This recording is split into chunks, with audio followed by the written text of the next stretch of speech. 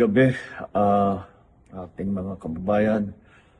Ikanalulungkot ko na meron po tayo natanggap na report na meron na pong casualty na Pilipino dito po sa gera na nangyayari sa Middle East. Na-report po sa atin ay namatay po ang isang Mary Ann Velasquez de Vera na tigang Pangasinan. Siya po ay isang caregiver sa Israel na tinutulungan ang kanyang alaga para dalhin sa bomb shelter, ngunit hindi na po nakaabot sa bomb shelter at inabutan na sila bago sila nakarating. Siya ay namatay dahil tinamaan ng shrapnel ng mga bumagsak na bomba. Na-identify na po siya ng kanyang asawa na isang OFW din na nagtatrabaho sa Israel.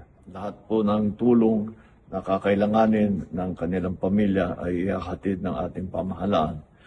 Patuloy po ang ating pag-monitor sa kalagayan ng ating mga kababayan na nasa gitna nitong gera, patuloy pa rin sa Middle East. Asahan po ninyo na pagka meron tayong mai-report ay i-report ko po sa inyo.